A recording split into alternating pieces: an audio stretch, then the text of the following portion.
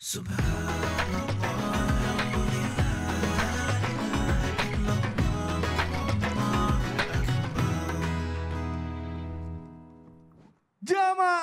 oh jamaah, alhamdulillah. Alhamdulillah jamaah masih di Islam itu indah dan hari ini kita sedang membahas tema jangan takut. Allah 24 jam menjaga kita. Masya Allah jamaah, tadi sebelum iklan ada sesuatu yang berbeda banget. Hari ini saya melihat Ustadz Maulana ngomongnya lemah lembut, tersenyum. Dari pertama saya ketemu tuh ya tadi di ruang make up, senyum terus.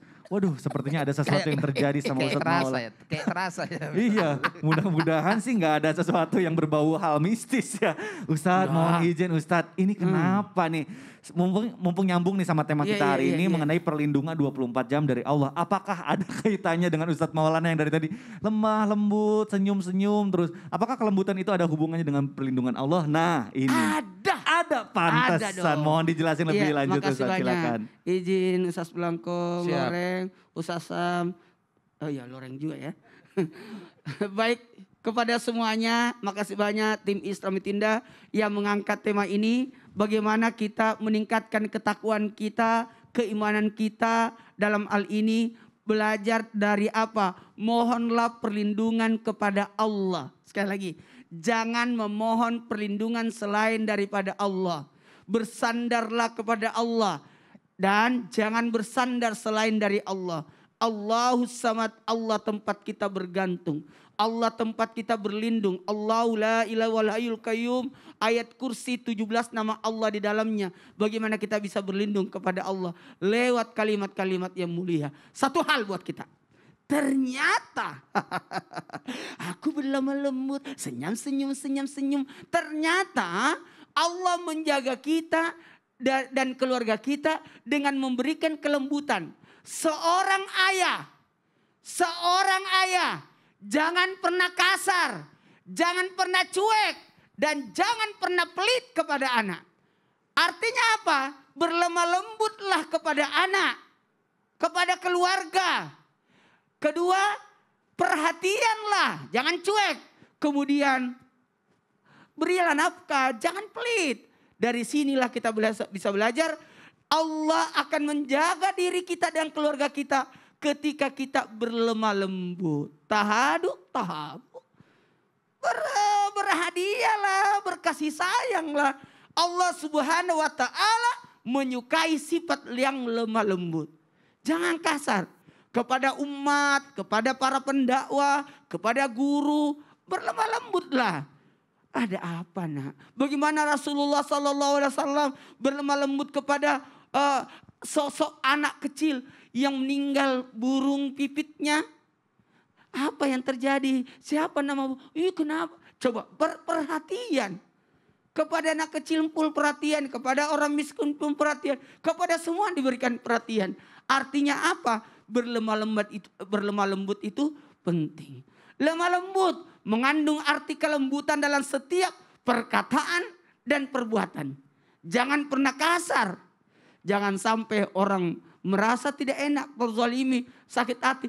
Bahkan bisa jadi ada orang tersinggung. Mudah-mudahan tidak tersinggung orang.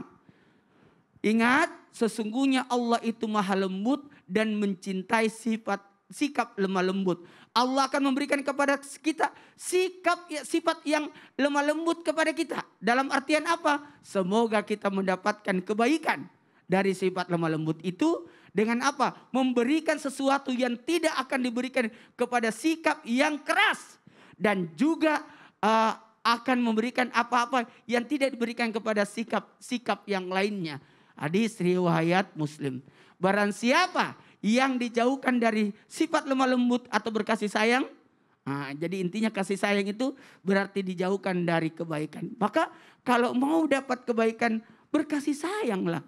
Kasih sayang. 1, 2, 3 kasih sayang. Karena kasih sayang itu Allah lebih besar kasih sayangnya daripada kemurkaannya.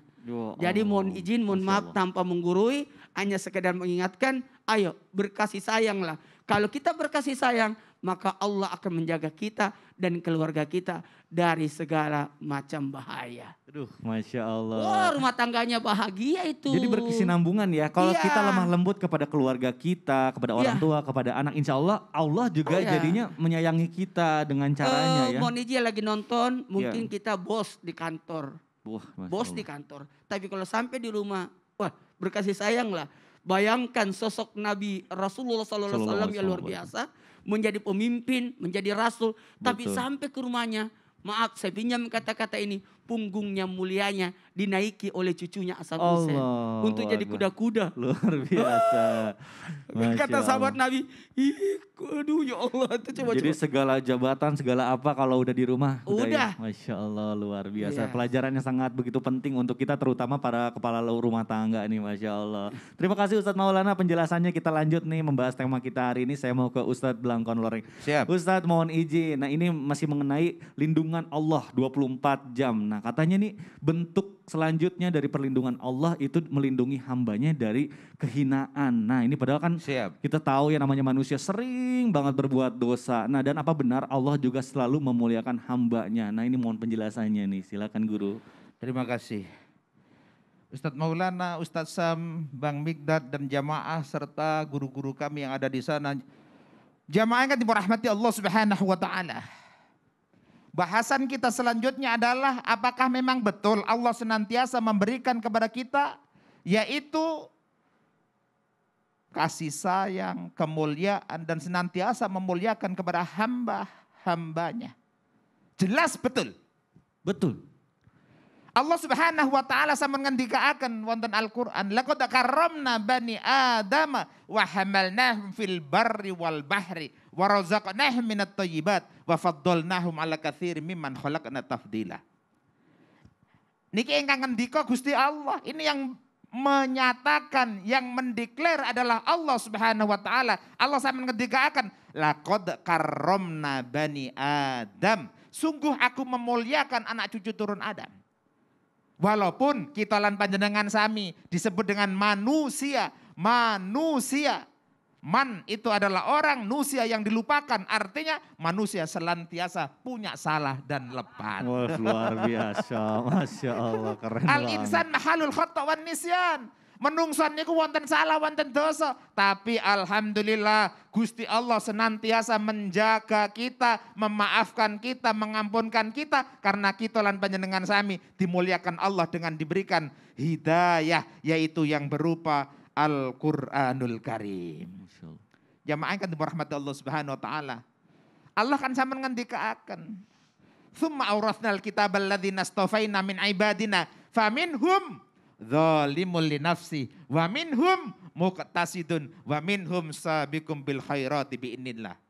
Dados sedaya menika telu-telune hambanya Gusti Allah, dicintai Gusti Allah, tapi macam-macam caranipun ngelakoni menjalankan hidayah yaitu yang berupa Al-Qur'an.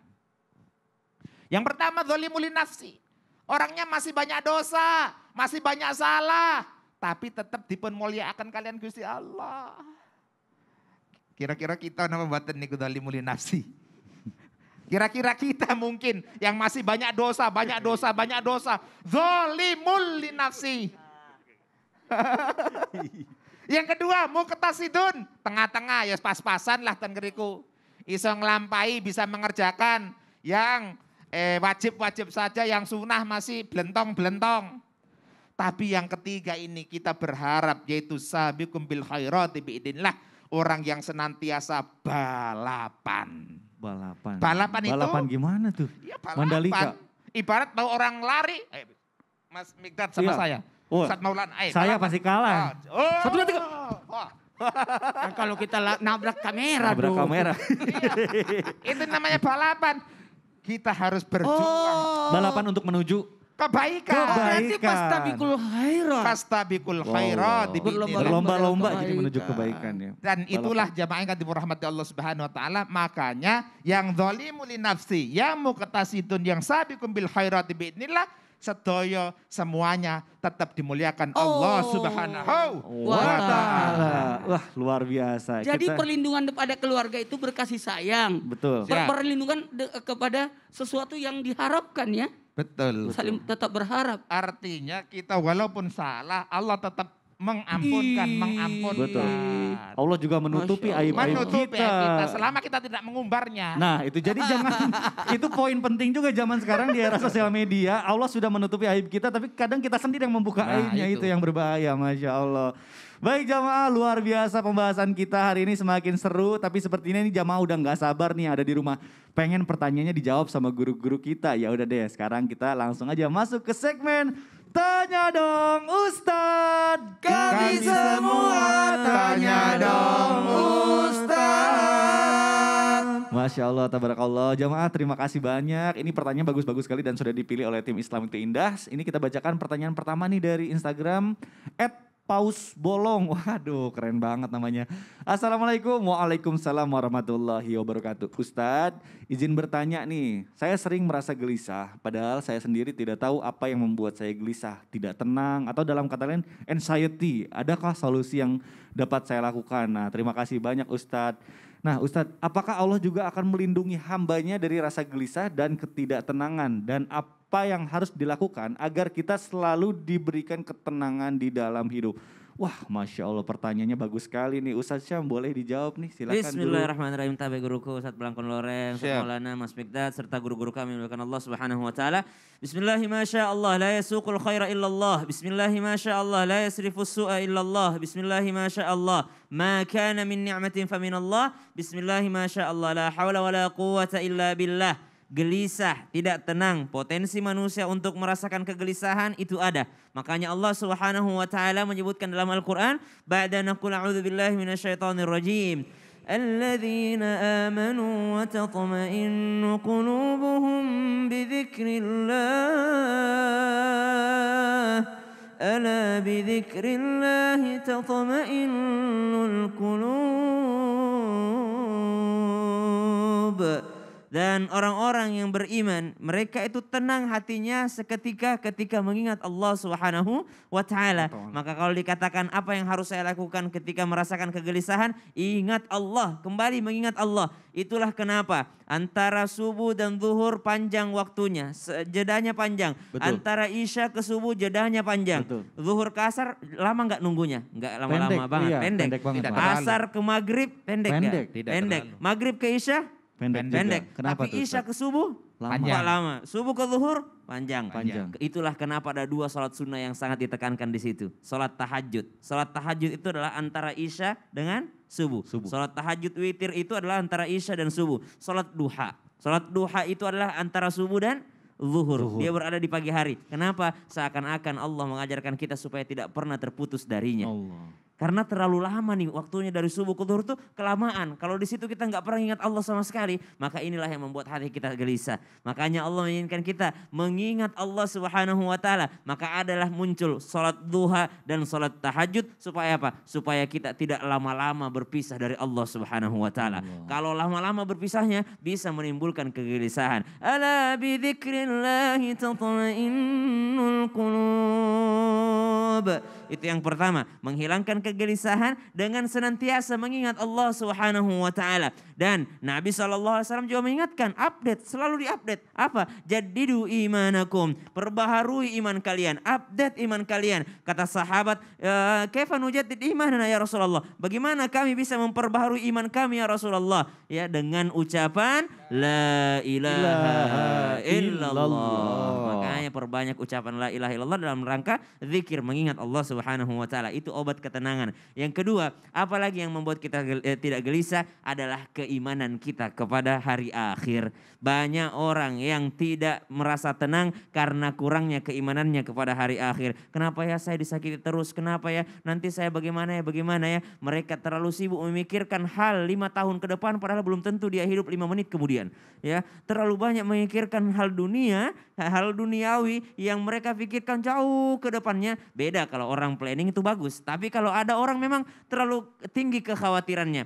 Dan ini bisa saja menimpa siapapun. Bisa saja menimpa siapapun. Orang tua kami baru-baru ini juga merasakan hal yang sama. Dan kamilah orang-orang terdekatnya yang mesti support gitu ya. Jadi kalau ada misalnya teman-teman merasakan itu, minta support dari orang-orang terdekat kita. Makanya disebutkan ridho Rabb fi ridhol walidain. Ridhonya Allah itu terletak pada orang tua, bukan hanya zikir, bukan hanya iman kepada hari akhir, kepada Allah dan hari akhir, tapi juga minta daripada dukungan daripada orang-orang terdekat kita. Tidak ada yang bisa menolong kita selain diri kita sendiri. Betul, Ya, Masya Allah. dan Allah Subhanahu wa taala. Waduh. Namun support itu penting dari orang-orang terdekat Terdekat, kita. Masya Allah. Jadi kalau lagi gelisah itu alangkah baiknya kita mengingat Allah, sholat Oh, ya. iya. Jangan malah minta diramal, nah takutnya. Kalau misalnya ramalan itu kan semua orang menerima kabar baik pasti siap, Ya. takutnya.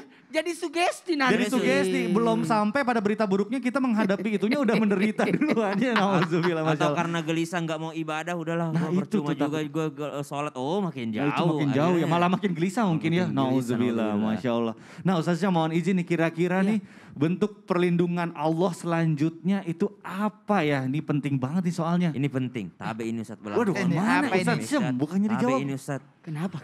Kenapa? Ya tidak boleh itu ya. Kenapa? Kenapa? Kalau ada nanti Ustaz. Iya. Di sini situ. Turun. Kalau firasat itu, firasat bagus itu, apalagi kepada Mika, kita harus beritahu.